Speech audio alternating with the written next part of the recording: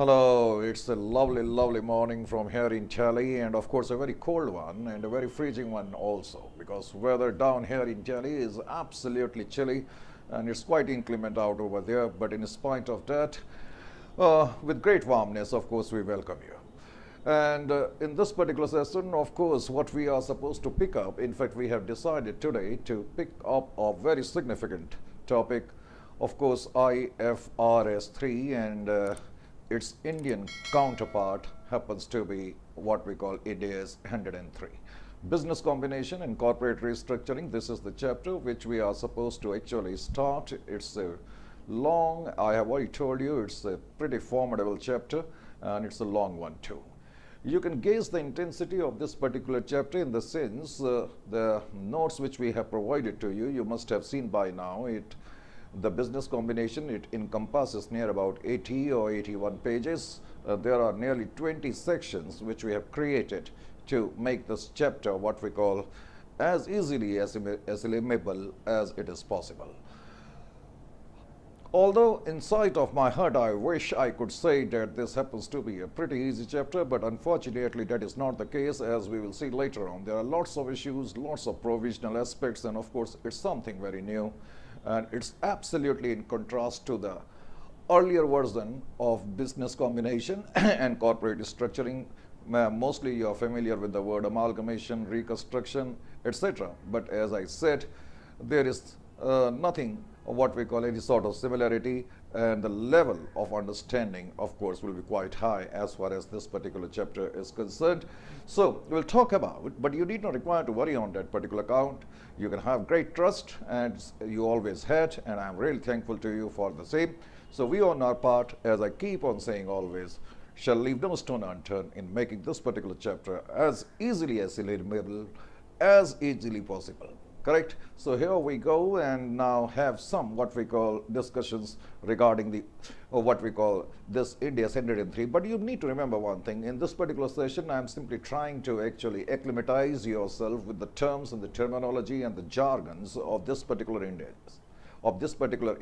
And once we will acquaint ourselves with all the terms and the terminologies, as I said, then I'm very sure actually later on this particular chapter will become very easy to assimilate and very easy to comprehend. Correct? So the basic idea of this particular session, you need not require to write. In fact, it is going to be a rough work, and later on, as is what we call, I'm habitual to, we will write each and every one. But in this particular session, we are going to simply discuss what actually India says. And we will also discuss what and why, but those questions will pick up after what we call having taken up the initial session. Then in the next one, we'll also talk about why India has provided such guidelines too. But first, what exactly the guidelines are. So in order to acquaint yourself with all the terminologies and the jargons which this particular India has used, basically we are picking up this particular session. So here we go and now actually come to the business end. So as I said a moment ago, the basic idea of this particular session is to acquaint yourself with all the what we call peculiarities of this particular Indias. No doubt about that, this happens to be a formidable part. It forms some what we call part of almost the syllabi of all the professional body all over the world. So even though if you happen to be from outside India, you can definitely actually bank upon these session or these series, because India's 103 and IFRS 3 gamut is absolutely same. Correct? So we start IFRS 3 and its inter counterpart, India's 103, known as business combination and corporate restructuring. As a moment ago, I also told in this particular session, I am simply going to actually do the rough work. So these are the rough sheets. You need not require to write anything today, because mostly I will use these sheets to write the what we call major work. But here, right at this particular moment, we are simply going to actually have a look. In fact, it is going to be a session wherein you will be given what we call an overview of this particular India. So listen to it very carefully and don't actually skip a single word of the lecture, and be patient, because in order to understand some complicated things, we need to be patient, and I'm very sure you will gain many more insights in it. So here we go and start. Correct? So Remember one thing, this is you need not require to write at this particular moment. IFRS 3, correct? Or business combination simply. I am writing, actually each one of you are very well aware of this. It is business combination and corporate restructuring.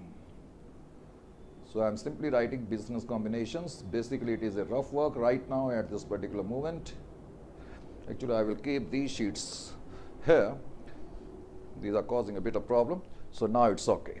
You need not require to write as I am saying. So just pay attention. In order to understand the concept of business combination, first of all, just have a look down over there. Suppose there is an entity by the name of A and there is another entity by the name of B. Correct? You have already done amalgamation, absorption and reconstruction in your earlier phases of education, isn't it? Now suppose this particular company takes over the control of this particular company. Remember one thing, business combination, Ind AS 103, IFRS 3 I have written, it means it is Ind AS 103. Ind AS 103. In our earlier phases of education, when we used to say that there is a company A Limited and there is another company, say B Limited, and A is taking over the business of B Limited. Generally, in those standards, in earlier versions of standards, correct, we used to call this company as the vendor company. A is taking over the business of B Limited, we used to call it vendor company, or the company who is selling its business, vendor company. And the company which is purchasing the business used to be known as purchasing company. Do you remember in your earlier phases of education, under amalgamation, absorption, reconstruction, you used to use such words? Purchasing company, vendor company, isn't it or not? Vendor company is also known as Vendy company sometime. But anyway, this is the purchasing company, this is the vendor company. A is taking over the business. Remember one thing, whenever during the entire length and breadth of this particular session, or for that instance, all the sessions which we are going to take in the context of Ind AS 103, whenever I would say A is taking over the business, it would also means that I am acquiring the control of this particular business, because later on we would see that Ind AS 103 basically stresses upon the control. Is it clear to you? We will also discuss all those aspects, but later on. I am trying to keep the things in very simplified, because sometimes it becomes very difficult to be simple. But once simplified things are assimilated, then ultimately the complicated version of this particular Ind AS will become a little bit lighter for you to understand. So in earlier version of standards, whenever a particular company used to take over the business of the other company, we used to use such words, purchasing company, vendor company, etc. Correct? Now the first thing which this particular Ind AS has done, that is, now this company will be known as, in fact, the company which is taking over the business will be known as acquirer company. It will be known as acquirer company. You need not require to write at this moment. I have already told you. These are rough work, correct? That is why I am using these sheets. So acquirer company, acquirer company, to take hold of something. So this word is framed generally out of what we call this particular context, because we are taking hold of now B Limited. So we are the acquirer company, and the company B will be known as acquiring company. Company B will be known as acquiring company. So nothing new. So these are the words which the Ind AS will use instead of the ones which we used to do, or instead of those which we are familiar with earlier. So this you will have to keep in your mind, number one. Second very important aspect, as we will see later on also, I have already told you, we have created 20 or near about 21 sections to complete and comprehensively complete this particular chapter. We have created nearly 21 sections, and we will see later on that in one section we have discussed word business itself, because this word business, it's very, very important in understanding the connotations of this particular what we call standard. A is taking over the business of B Limited, correct? It means A is taking over the entire control of B Limited. But it is very important whether in this particular transaction Ind AS 103 will apply or not, IFRS 3 will apply or not. That is very important to understand. Why I am saying so? Because Later on, we will see standard stresses upon one important aspect. The company which you are taking hold of, or the acquiring company, correct? This is the acquiring company, this is the acquiring company. So if we are taking over the control of the business of another entity, it is very important that other entity or the acquiring entity must be a business. It must be a business. This is the word Ind AS use and use frequently. Business. Entity B must be a business. Unless and until the other entity or the acquiring entity won't be a business or won't meet the what we call criteria of business which have been set out by this particular Ind AS 103, we simply cannot what we call apply Ind AS 103.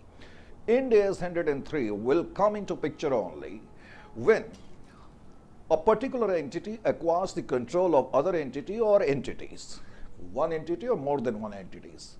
Correct? But to keep the thing simple, we will simply talk about one entity. So, Ind AS 103 will come into play only if there is an entity which is taking over the other entity, and the other entity or the acquiring entity must actually meet the definition of business which have been set out in this particular standard. So it is very important. First of all, we are not trying to actually find out what exactly the business right at this particular moment. I have already told you we have created a separate section wherein we have nearly given 8 or 9 case study. Correct? There we will actually discuss what exactly the business is. But right now at this particular moment, I am simply trying to tell you what this particular standard actually settles out and what guidelines it provides. So very important to understand, whenever, of course, business combination, correct, name itself is suggesting two companies are merging or one company is taking over the other company or other entities. But just this particular fact should not actually ignite a feeling in us that Ind AS 103 will come into play. It is very important that acquiring company must meet the definition of business. We will later on actually also discuss what this particular wordings mean. Right now, at this particular moment, just to satisfy your curiosity, I know that some of you are very curious to know what exactly the business is. We will see later on, Ind AS says or Ind AS states that business basically means the entity, the acquiring entity, must have some inputs and must have some processes. Must have some inputs and must have some processes. We will also discuss and see later on at great length, no doubt about that. Inputs basically means assets, group of assets. That means the acquiring entity must have some group of assets, and processes basically means set of activities. In simplified version, I am trying to explain the wordings. Set of activities. Set of activities. Are getting my point or not? So the acquiring entity must have some input and processes. Put it in simple words, it means the other entity must have some assets and a set of activities which we can integrate or which can be integrated, can be combined, can be synchronized, and can be managed. These are the wordings given by standard. Can be managed and managed in such a way that we can derive some economic benefits. That is exactly the business is. Economic benefits. For instance, suppose I happen to be an acquirer and I take the business of some other entity. And other entity is having the assets, but there are no set of activities. So there are no processes over there. So even though I am taking over the business of the other entity, I might not be in a position to conduct the what we call business of that particular entity or manage the business of that particular entity. And as such, I may not be in a position to derive any economic benefits. So in that case, such acquisition cannot be what we call called as a case of business acquisition, business combination. It is very important in order to constitute the business combination. The acquirer entity, when takes over the other entity, then the acquiring entity must meet the definition of the business. As I just told a moment ago, this particular point we will discuss later on also. Right now at this particular moment, intention is to just acquaint you with the what we call all the, you can say, technicalities and the peculiarities of this particular standard, correct?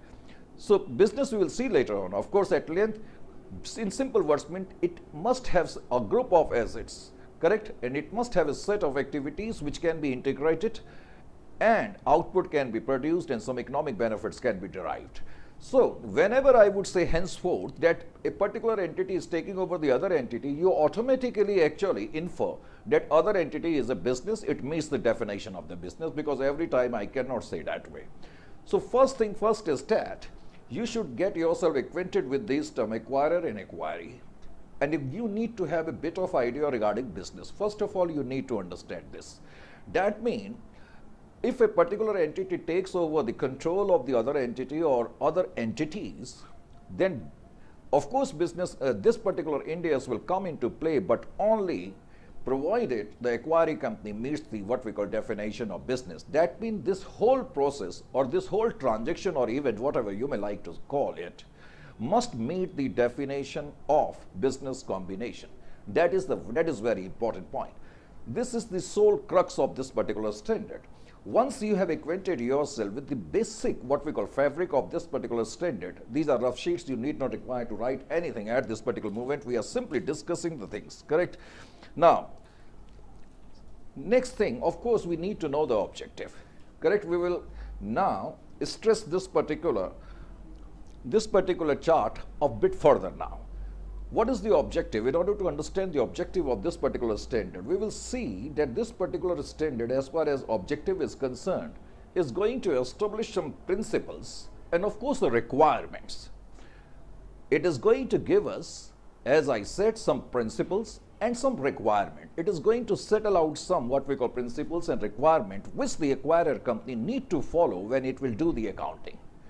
Remember one thing, Ind AS 103 basically stresses the perspective of the acquirer. 99% this particular standard deals with acquirer, you can say in nutshell. Is it clear to you? That is why time and again, and so often you will see during the lecture, most of the time I would call upon what we call acquirer, but at the same time, we are not going to skip, even though many modules of professional bodies are skipping the treatment in the what we call books of acquiry. We will take that too. Don't worry about that. But problem is that, as I say, major chunk of this particular standard actually talks the perspective of acquirer. So the first thing is that this particular standard, as I said, it establishes some principles. You need not require to write at this particular moment. We are going to pick up all these things later on. It establishes some principles and also some requirements. It means the standard. A standard actually settles out some principles and the requirements. Of course, it means if you happen to be an acquirer company, then you need to follow those what we call principles and requirement. The standard states that these are the objective, in fact, also. The basic objective of this standard is that it settles out some principles and requirements regarding what?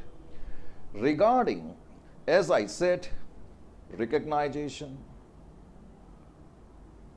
You need not require to write at this particular moment. Regarding recognition, these are rough work, and measurement.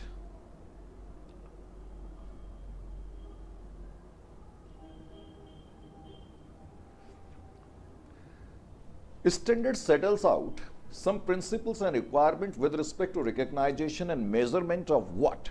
Measurement of,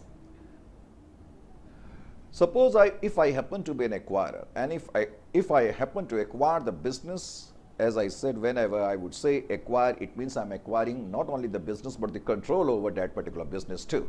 So you use the word control automatically or infer it automatically by yourself, correct? So in this chart, which I just drew a moment ago, A is the acquirer, B is the acquiring company. Now, keeping into account the guidelines of this particular Ind AS 103, acquirer A, what it will do is, as per the guideline of the standard, the acquirer A Limited in this particular case must recognize what? It must recognize in its financial statement, in the financial statements, the acquirer must recognize in the financial statement what? Identifiable asset. You need not require to write at this moment. That is why I am using the short form, identifiable asset. I have seen many students actually, they haven't been able to grasp the meaning of recognition. Standard says that acquirer will actually recognize the identifiable asset. Now, what is the meaning of this recognition? Let us say one day my wife actually asked me to bring bananas. And generally, I'm sort of person who hardly actually is interested in buying anything, any grocery item actually, as far as households are concerned, for the house is concerned. Anyway, because it was a dictate, should I say, because ultimately wife happens to be the commander. So ultimately the dictate she gave, I couldn't have declined. So I went to the grocery shop and asked for the person, actually please deliver me 12 bananas, a dozen. I bring the banana. When I bought the banana and put it in front of my wife immediately got red-faced. Oh my God, what sort of things actually you have bought? See, out of these 12 bananas which you have bought, these 4 are in absolutely mutilated condition. Who will eat this? And she scolded me too.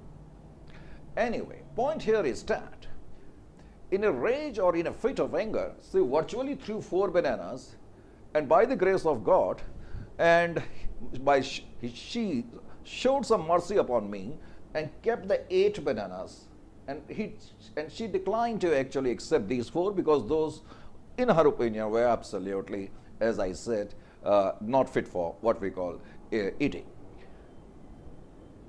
Now the problem here is that these 8 bananas have been kept, 4 have been rejected. Indirectly it means, now if I am going to draw the parallels, then I would say from the accounting perspective that we have out of 12 recognized only 8 bananas and we didn't recognize 4 bananas at all. Unless and until we would recognize something, we cannot measure it. We cannot measure it. The measurement will always follow recognition. But first thing is that we need to recognize the thing. So whenever we acquire the business of a particular entity, standard actually says that we need to recognize, we'll talk about measurement later on. Remember one thing, we need to recognize the assets. First of all, as per the standard guidelines, that means which are the assets of the acquiring company are there which can be recognized by us. You got the meaning of recognize now? I hope so.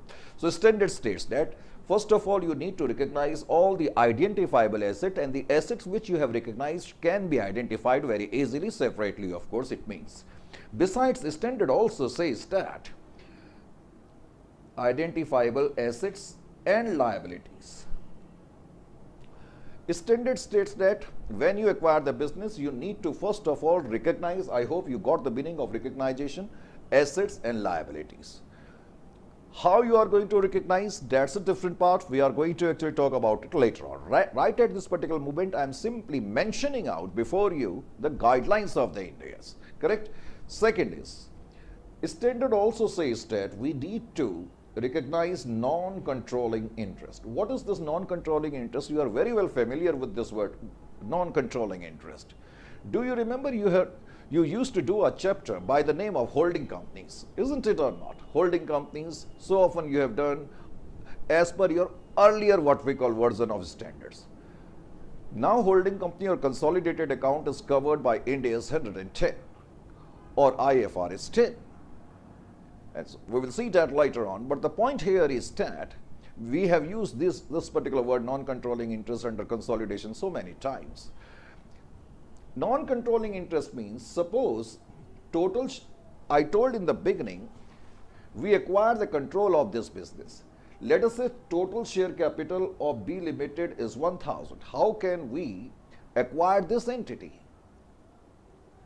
Let us say out of total number of shares which have been issued by B Limited, let us say 1,000, I bought 800 shares. I means A Limited. So it means 80% control is now in our hands, and 80% shares are now in our hands. That will deliver us the control.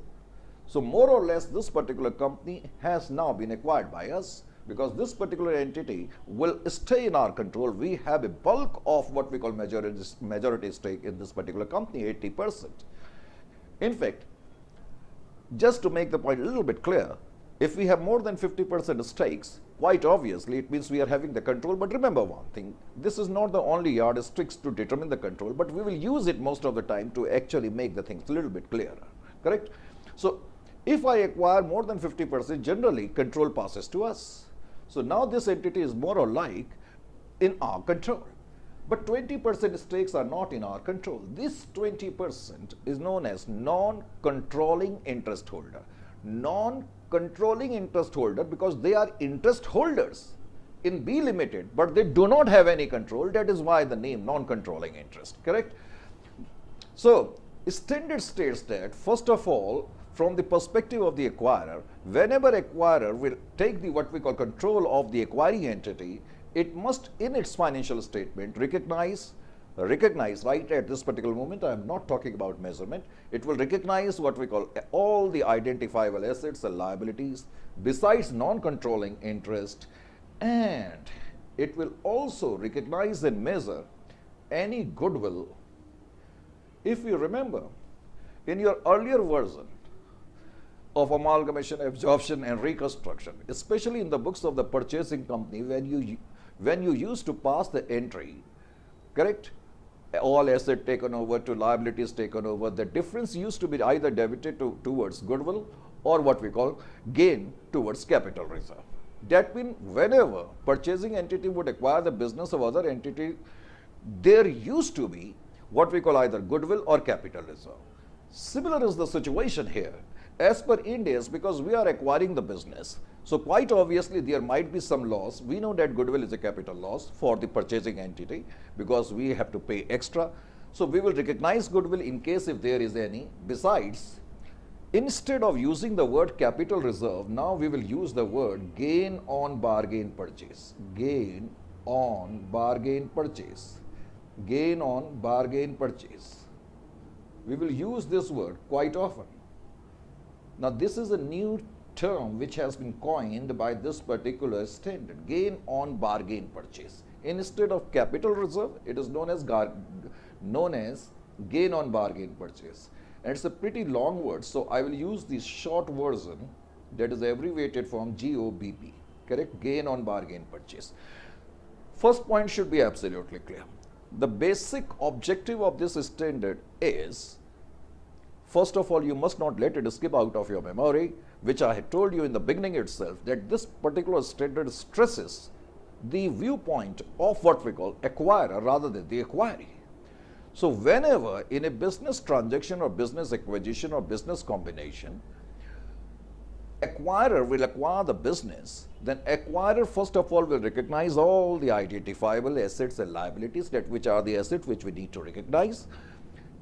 In case if there happen to be any non-controlling interest, we will also recognize the non-controlling interest. Besides, if there is any goodwill or gain on bargain purchase, we need to recognize the same. These are the basic objective of this particular standard. Is it clear to you or not? Second point, standard states that is information to be disclosed. Information to be disclosed. When we will have a look over the disclosure aspect, we will talk about this particular at length. That means when we are taking over the business of a particular entity in our financial statement, we need to actually apply the analysis that what sort of information is quite vital for the different parties to understand the functioning of the entire organization. So what exactly is the information which we need to disclose, correct? So there could be some vital informations, there could be some information which may not be quite material. So material information need to be disclosed. So what would be those information? That depends upon the what we call judgment of the management. Is it clear to you? This particular point, we will talk about it later, but the important point is that what standard says, I am simply talking about that. I am trying to acquaint you with all the terminology, jargons of this particular standard, besides the technicalities of this particular standard. Correct? The first point is that whenever you are going to actually acquire the business, you are going to recognize all assets, liabilities, of course. Besides that, if there happens to be any non-controlling interest, you are going to recognize the same. And further, if there is any goodwill or gain on bargain purchase. Now, to be very honest with you, gain on bargain purchase technically is never ever possible. Suppose if I happen to take your business and your business is worth rupees 10 lakh, let us say, the net asset value of your business is 10 lakh. Whenever we call worth, what does it mean? Asset less liability. So suppose the total worth of your business happens to be 10 lakh. Would you sell your business to me at a price which is lesser than 10 lakh? Never. So logically speaking, purchasing company can never ever have what we call gain on bargain purchase. It will 99.99% shall have loss, that is goodwill. Goodwill is a capital loss. That in spite of that, why this particular Ind AS uses the term gain on bargain purchase? Because in rare circumstances it could be a possibility. For example, let us say there is an entity in UK, and as we know, election has just taken place in UK. Now let us say, and nowadays every nation is simply giving their nation the first priority. And let us say tomorrow, United Kingdom decides that all the businesses of other country should not stay in their what we call country. Let us say there is an Indian company which is what we call operating in UK. Now because of this legislation, let us say legislation enacted tomorrow, that you will have to wrap up your business from UK soil within next 2 years. Now that business is under a constraint, under some pressure, under a legal foundation to wrap up their business, to fold up their business, to wind up their business. So because there is a legal compulsion upon that particular business house, in such situation there is a possibility that purchasing company may have some gain, that is gain on bargain purchase.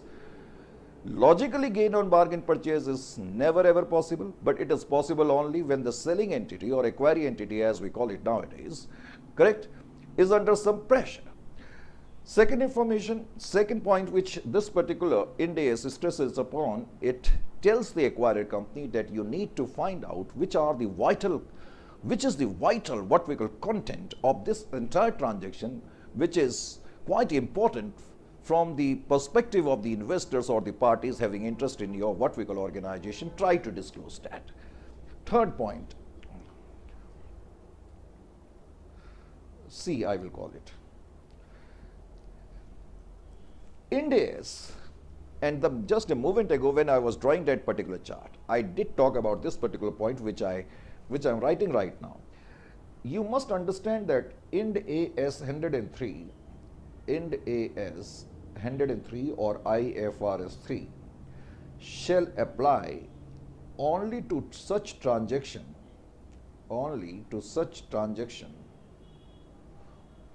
event which meets the definition of business combination. I just told a movement, what is business combination?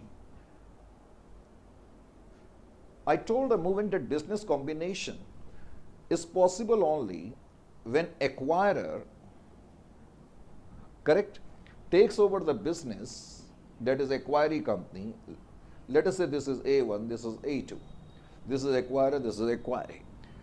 This will meet the definition of business combination only when A2 will meet the definition of business. This is the important point. Ind AS 3 will apply only when a particular entity takes hold of or control of other entity or other entities, and those entities, or in simple words acquiring entities, meets the or satisfies the criteria as laid out in this particular standard with respect to term business. I told you a moment ago what exactly the business. That means this business must have some inputs, must have some processes which can be integrated, and output can be produced, and some economic benefits can be derived. Correct? We will talk about all these facets later on. Right now we are simply trying to tell what this particular Ind AS is telling. So these are the things Ind AS is telling in the initial stages.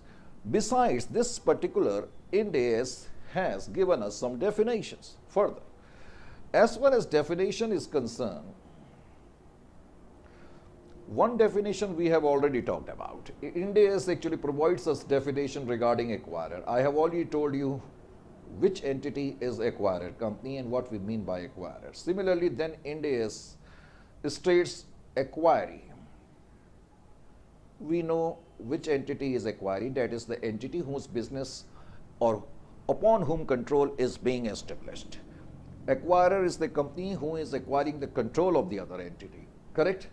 Besides that, under the term definition, this particular standard uses a word acquisition date.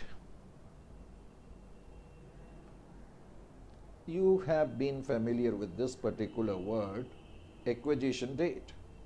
What we mean by acquisition date? It is simple.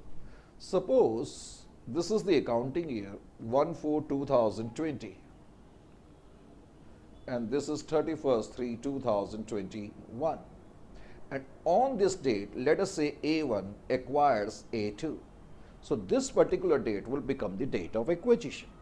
Let us say this date happens to be 31st/12/2020. So this particular date, acquisition date in simple words means the date on which the control has been acquired. Besides that, standard gives the definition of business, and I have already explained that. Business. I told you when I drew the chart earlier that business, acquiree must constitute the business. First of all, what business is? Business means there must be some inputs. I told you what is input. Input means group of asset. There must be some input. There must be some processes. Processes means set of activities. Inputs and processes or group of assets and set of activities can be integrated, can be combined.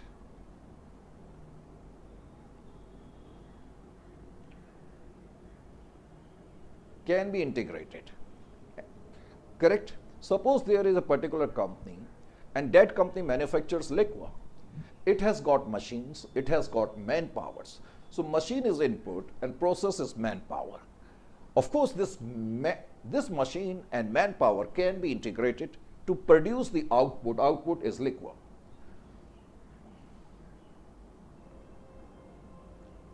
Indirectly, when we say we can produce output, indirectly it means we can derive some economic benefits. Economic benefits could be in any form, in lower cost, in higher profits, or dividend or interest, whatever it might be. So in simple words, standard states that acquiring company must meet the definition of business. Besides that, we will see that standard talks about business combination. I have already told you just a moment ago the business combination. In fact, these are the definitions which have been given by what we call this particular standard. Business combination we have already talked about. Business combination means such transactions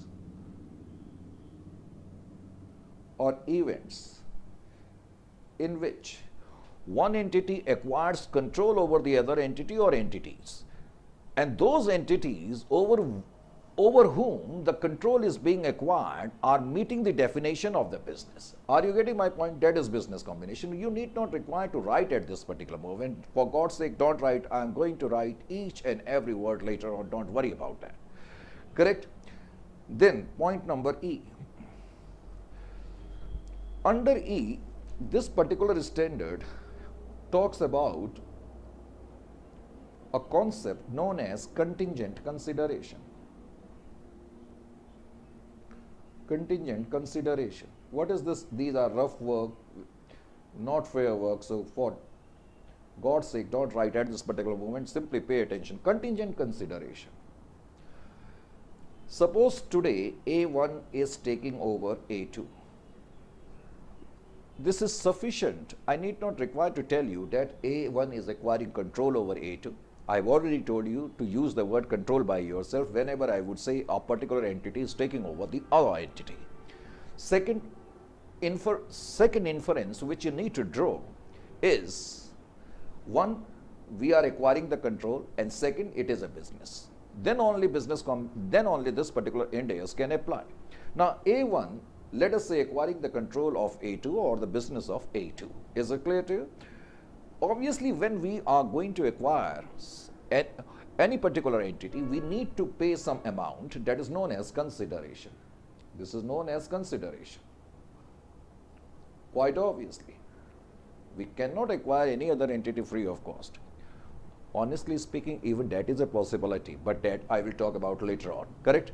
But generally, we cannot acquire any entity without any payment. The payment which we are going to pay to A2 Limited, that is acquiring company, will be termed as consideration.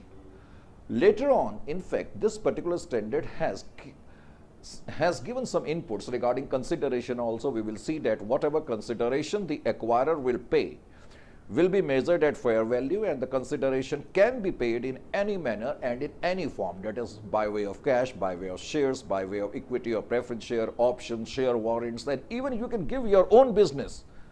That is also a possibility. In order to acquire another entity, we may give, let us say, one division of ours to other entity.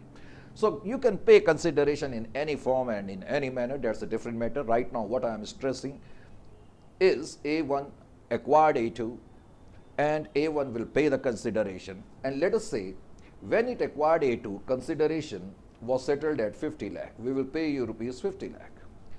But sometime in practical life, what happens? Let us see. A1 tells A2 that today we will acquire your control on this particular date, let us say, and we will pay you 50 lakh. It is decided. Let us say there is another agreement. We will pay you 20 lakhs more. We will pay you 20 lakhs more, provided your entity makes a profit of 30% in next 2 years. That means we will pay you 20 lakhs more in the next 2 years. We will not pay today. We will pay you in the next 2 years, provided your entity will make a profit of 30%. Whenever I would say your entity, many student gets actually bamboozled. I have seen they start blinking their eyes. Remember one thing, whenever I would say we acquired A2, that doesn't mean that the existence of A2 has closed down. Don't be under such a phobia, which I have seen actually many students are under a phobia. We are simply acquiring the control.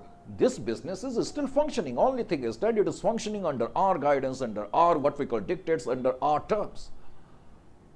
When I say that we are acquiring this particular entity, many students think actually the existence of A2 is no more. No, that is not the case. So for God's sake, please don't be under that sort of confusion. A2 will keep on functioning and operating. Only thing is that the board of directors will be ours. We will be in the driver's seat. We will give the direction. We will control their financial and operational activities. So we put another condition that will pay you 20 lakhs more. Now this is contingent consideration. Now contingent consideration means a consideration which is dependent upon some future actions or future conditions, should I say. So any consideration which depends upon some specific or implied future conditions is known as contingent consideration.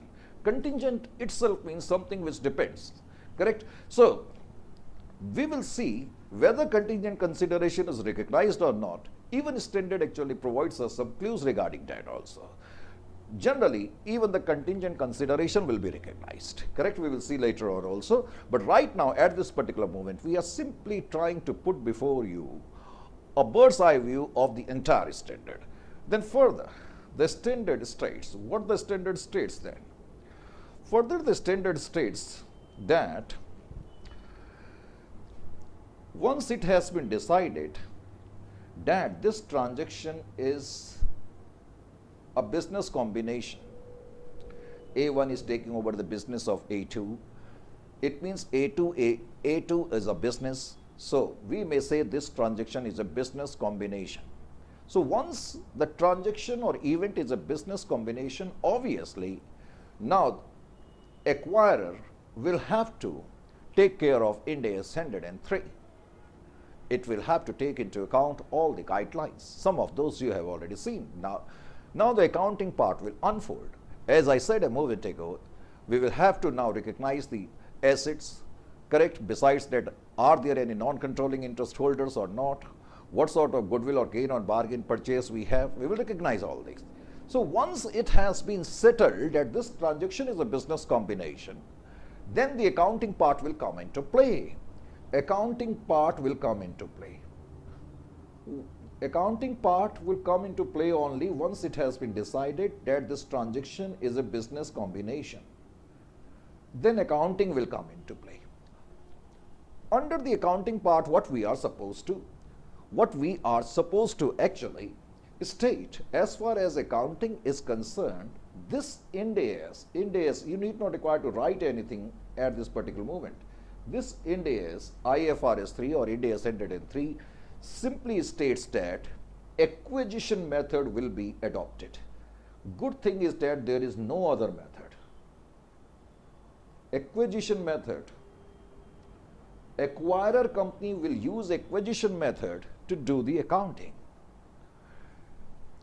We will see what exactly the acquisition method is now. Acquisition method.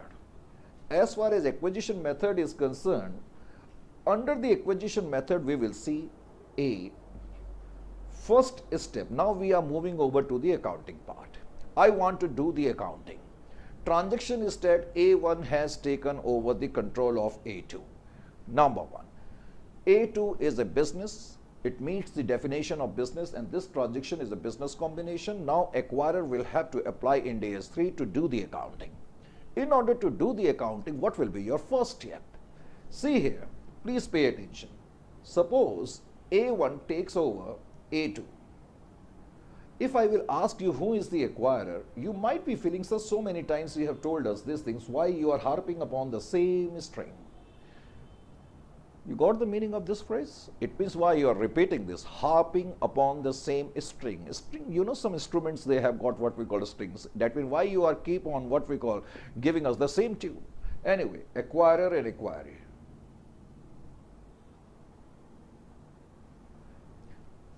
I will not ask. A1 is the acquirer, it is A2. But these terms, acquirer and acquiree, that is legally, A1 is acquirer and A2 is a legal acquiree. He is a legal acquirer, he is a legal acquiree. Suppose if I say A1 has taken over the control of A2, obviously we will say in the eyes of the law, A1 is acquirer, A2 is acquiree. But here the complications come. From the accounting perspective, who happens to be acquirer, we will have to see that also. That is the point. This particular standard states that under the acquisition accounting, your first step is identify the acquirer. Who is the acquirer? When standard states that identify the acquirer, it means standard states that who is the accounting acquirer. Because in rare circumstances, it could be a possibility that accounting acquirer may not be legal acquirer. Accounting acquirer may not be legal acquirer. 99%, your legal acquirer will also remain accounting acquirer. No doubt about that. 99%, your legal acquirer will remain the accounting acquirer. But there are some questions, and we have kept a separate section for that.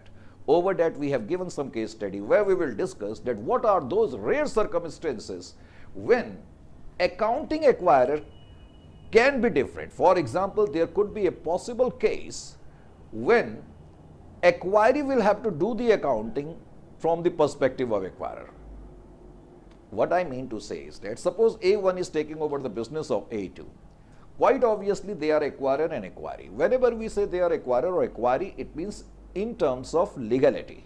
That is from the perspective of the law, A1 is legal acquirer, it is the acquiree. But from accounting point of view, who is the what we call acquirer, we need to dwell upon that also. Now suppose, because most of the time, 99.99% you will be given only this thing that A1 has taken over the business of A2. So under such questions, you need not require to apply or stretch your mind unnecessarily.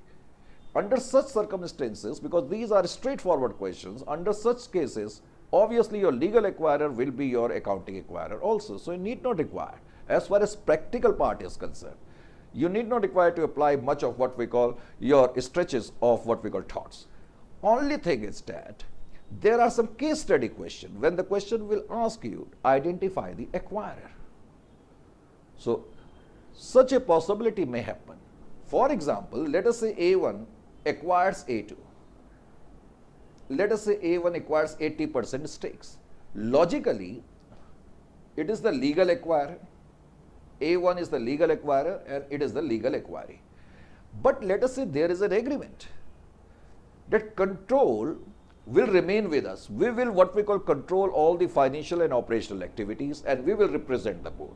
Now if such a control or such agreement is made, although we are having 80% stakes in A2, legally we are acquirer and it is legally acquiree, but let us say there is a contract between these two companies that A2 will take care of all the financial matter and operational matters, and in fact they will also have a say in the representation of the board. So in that case, from the accounting point of view, it will be accounting acquirer.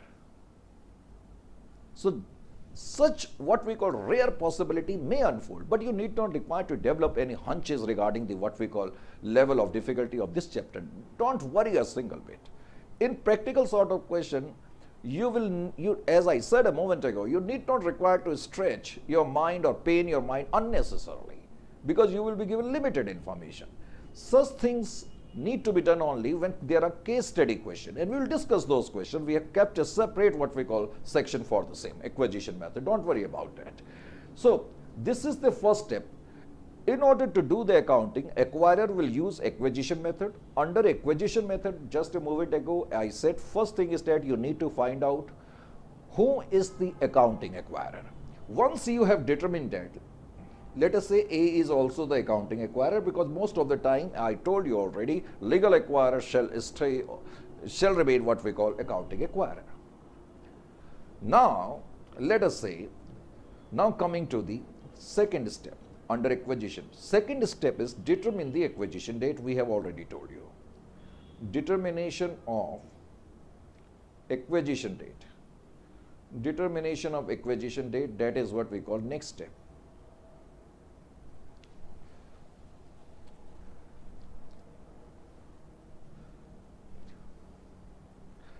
Let us say this is the accounting year 1/4/2020 and 31/3/2021. Let us say A1 is interested in taking over the business of A2. A1 is interested in acquiring A2 or taking hold of A2 or controlling A2. So A1, the shareholders or the management of A1 and A2, let us say meet here on this date. They have a meeting and they have a discussion. Let us say whatever in the month of, let us say May, they meet. In the month of June, let us say an agreement was signed between the shareholders of A1 Limited and shareholders of A2 Limited. Here the agreement has been signed. Okay, we are ready. And let us say on 1st July, A Limited issues the consideration. Shares were allotted to A2. So this date will be considered as the date of acquisition. The date on which in real terms we have acquired the control. Is it clear to you? Because once I told you we have paid the consideration and got the shares, correct? Sorry, on this date we paid the consideration and got the shares. So naturally now we have the major voting rights and we are in the driver's seat. So this will be considered as date of control. Again, we have kept a separate section and we have given some case study also. Some case study question may be asked like this one, but not very difficult, this particular point. So this was your second point as far as accounting aspect is concerned. Now we come to the third point. Under acquisition method, first of all, we need to find out who happens to be the accounting acquirer. Then we need to find out what exactly is the date of control, because ultimately we have to record or do the accounting on that particular date. That is the significance of what we call date of acquisition. Now, under point number C, standard says that we have to recognize and measure. We have to recognize and measure what? All assets which we have taken over, all liabilities which we have taken over, besides non-controlling interest, and we will have to compute goodwill or gain on bargain purchase. This is the third step, which we talked earlier also. Standard says that In order to do the accounting, obviously, when I'm taking over the business of some other entity, I will acquire some assets and assume some liabilities. So, which are the assets which I have taken over? Which are the liabilities I have taken over? I will recognize them and I will measure them. How I will measure them, I will let you know also. All assets and liabilities which I have assumed, I will definitely recognize them in my books now, in my financials. Besides, if there are any non-controlling interest, I will recognize the amount of non-controlling interest. And if there happens to be any goodwill or gain on bargain purchase, I will also recognize them. But before we dwell further, try to understand. I'm stopping here right at this particular moment. We'll talk about this particular step in the upcoming session.